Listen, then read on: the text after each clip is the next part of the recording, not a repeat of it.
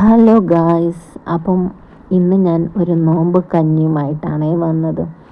ഈ അരി നമ്മൾ പൊടിയരി എന്ന് പറഞ്ഞിട്ടാണ് ഈ കടയിൽ നിന്നൊക്കെ വാങ്ങുന്നത്. നമ്മൾ ഈ ട്രിവാൻഡ്രം വിഴിഞ്ഞ സൈഡാണ് നമ്മൾ സ്ഥലം. അപ്പം കടയിൽ നിന്ന് ഇതുപോലെ പൊടിയരി വാങ്ങാൻ കിട്ടും. ഇത് മുഴുവനായിട്ടാണ് അരി ഇരിക്കുന്നത്. ചിലത് ഐറ്റം വന്നിട്ട് നല്ല പൊടിഞ്ഞിരിക്കും.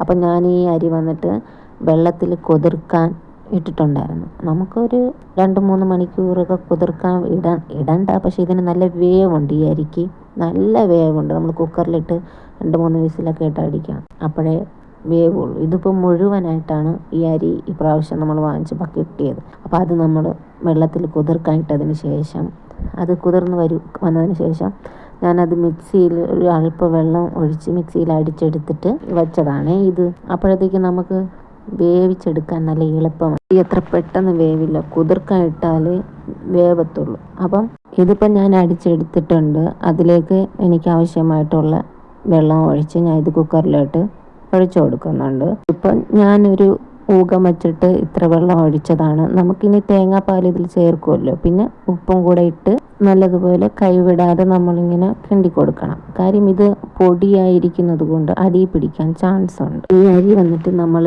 ഇതിന് മുമ്പ് നോമ്പിനൊക്കെ വാങ്ങുമ്പോൾ പൊടിഞ്ഞിട്ടാണ് ഇരിക്കുന്നത്. ഇതിപ്പോൾ മുഴുവനായിട്ട് ഇരിക്കും. അപ്പം ഞാൻ പിന്നെ അത് വെള്ളത്തിൽ കുതിർക്കാനിട്ടിട്ട് പിന്നെ അത് അടിച്ചെടുത്തിട്ട് നമുക്കിതുപോലെ ചെയ്യുമ്പോൾ പെട്ടെന്ന് നമുക്കത് വെന്ത് കിട്ടും.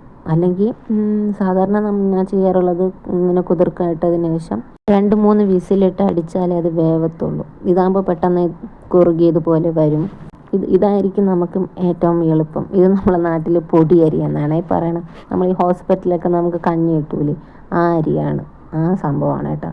നല്ല നോമ്പ് പിടിച്ചവർക്ക് കഴിക്കാൻ പറ്റുന്ന ഹെൽത്തി കഞ്ഞിയാട്ടം. അപ്പം അതിലേക്ക് ഞാൻ എനിക്ക് ആവശ്യമായിട്ടുള്ള തേങ്ങാപ്പാലും കൂടെ ഒഴിച്ച് അതും നമ്മൾ തിളയ്ക്കാൻ പാടില്ല. നല്ലതുപോലെ നല്ല രീതിയിൽ നല്ല ചൂടാക്കി കിണ്ടി കൊടുത്ത് എടുക്കണം.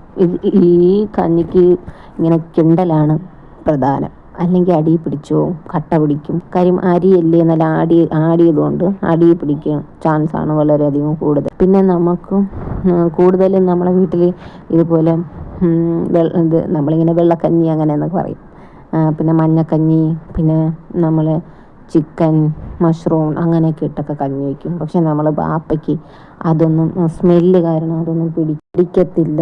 അപ്പം ഞാൻ എന്ത് കരുതി, ഇന്ന് നമുക്കൊരു മഞ്ഞക്കഞ്ഞി പോലെ വയ്ക്കാമെന്ന് കരുതി. കുറച്ച് ഇതൊന്നൊരു അല്പം എടുത്ത് മാറ്റി വെച്ചിട്ട് നമുക്ക് മഞ്ഞക്കഞ്ഞി പോലെ ഇങ്ങനെ ജസ്റ്റ് ഒന്നിങ്ങനെ താളിച്ച് ഇടാമെന്ന് കരുതി. അപ്പം ഇതിപ്പോൾ നല്ല ചൂടായിട്ടുണ്ട്. അപ്പോൾ ഇത് മാറ്റി നമുക്ക് വച്ചിട്ട് വേറൊരു പാത്രത്തിലേക്ക് അല്പം എണ്ണ ഒഴിച്ചിട്ട് അതിൽ കടുക്, വറ്റൽമുളക്, കറിവേപ്പില, പിന്നെ ഗരം മസാല പൊടി, പിന്നെ ഒരു നുള്ളു മഞ്ഞൾപ്പൊടി. അപ്പം ഇതൊക്കെ താളിച്ചെടുത്ത് നമുക്ക് കഞ്ഞിയിലേക്ക് ഒഴിച്ചു കൊടുക്കാം.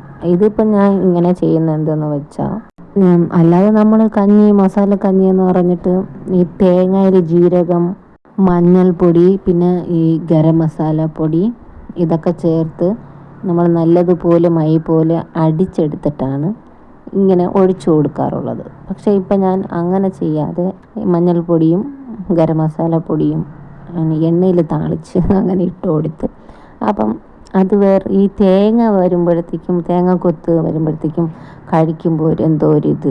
അപ്പോൾ നമുക്ക് ഇങ്ങനെ കഴിക്കുമ്പോൾ കുറച്ചും കൂടെ ടേസ്റ്റ് ആയിരിക്കും.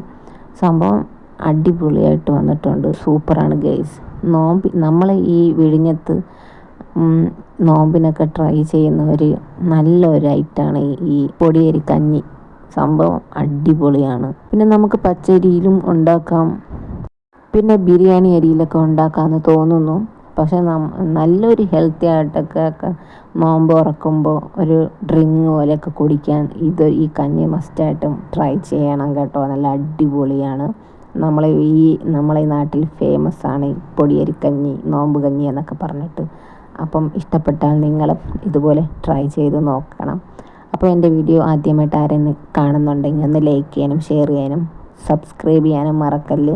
അപ്പോൾ ഞാൻ അടുത്ത വെറൈറ്റി ആയിട്ട് ചിക്കൻ കഞ്ഞി വയ്ക്കാമെന്ന് കരുതുന്നു. നമ്മൾ ഈ പള്ളിയിലൊക്കെ കിട്ടുമല്ലോ, അതുപോലെ ഒന്ന് ട്രൈ ചെയ്യാമെന്ന് കരുതുന്നു. അപ്പോൾ ഞാൻ അടുത്തിടുന്ന എന്തെങ്കിലും വീഡിയോസൊക്കെ നിങ്ങൾക്ക് കിട്ടണമെങ്കിൽ ഒന്ന് ബെല്ലൈക്കൺ എനേബിൾ ചെയ്ത് വെക്കണേ. അപ്പോൾ അടുത്ത വീഡിയോയിൽ കാണാം. ബൈ.